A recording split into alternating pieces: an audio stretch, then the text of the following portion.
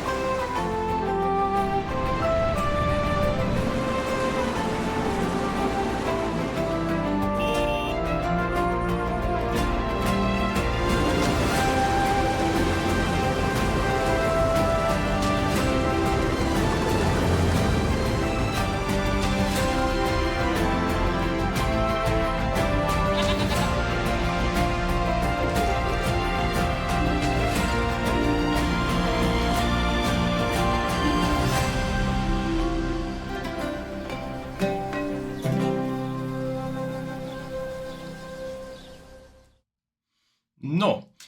hát értelemszerűen ennyi ez a kis videó, és ugye ide is van írva, hogy november 12-én jelenik meg PS5-re, Xbox Series-re, XS-re, meg PC és Mac-re. Na most az első benyomásom nekem ezzel a mappal kapcsolatban az az, hogy nagyon szép a kidolgozás. Itt vannak lefele képek, meg hát ugye amit láttunk ugye a videóban. Nézzük meg, tehát összességében nagyon szépen ki van dolgozva, és a város az szerintem fantasztikusan néz ki. Nekem ezek a mindenféle neonfények, meg reklámok, és ugye az RGB minden színében pompázik itt a város, főleg éjszaka. Ez nekem nagyon tetszik, és rohadt jól néz ki.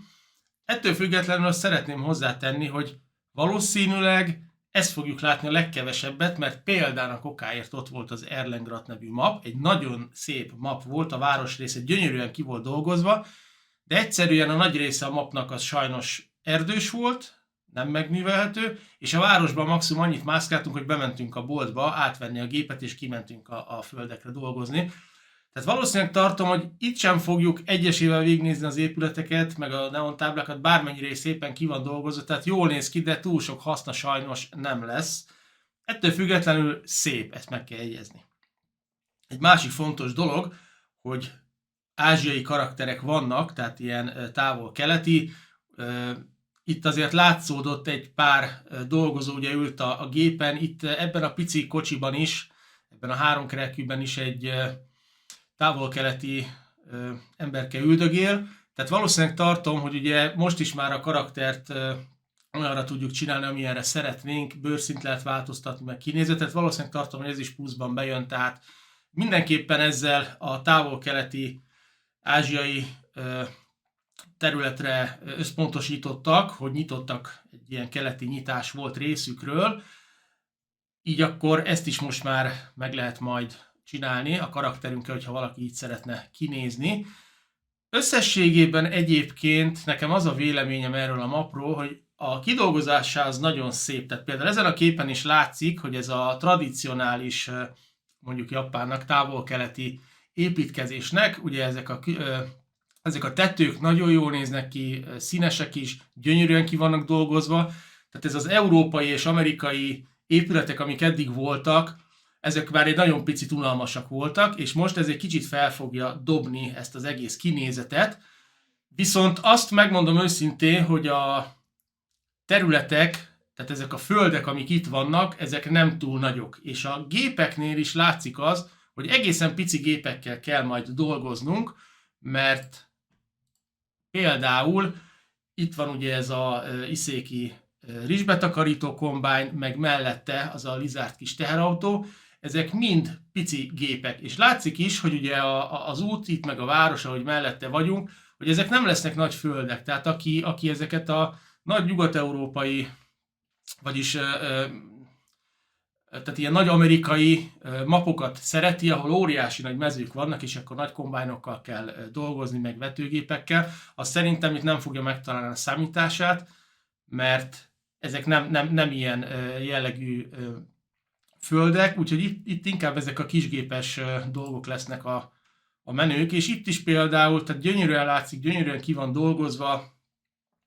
tehát azért szerintem magáért beszél a kép, ezek az építészeti stílusok rohadt jól néznek ki, és végül is hiányzott is a játékból eddig, úgyhogy szerintem ez egy jó pont, hogy bekerült, és most már ilyen típusú mapokon is lehet majd játszani. És ugye a trailerben lehetett látni egy ilyen kis, pont ezen a részen, hogy ilyen vihar van, fúj a szél, meg esik az eső, tehát nem tartom kizártnak, hogy esetleg lesz majd cunami, vagy valami ilyesmi, mert ugye az amerikai mapon, ha jól emlékszem, ott már a tornádós témát láthattuk, de nem biztos. Viszont az időjárás itt ugye Japán környékén azért ott elég sok ilyen cunami, meg elég hasonló dolgok, ugye árvizek lehetnek,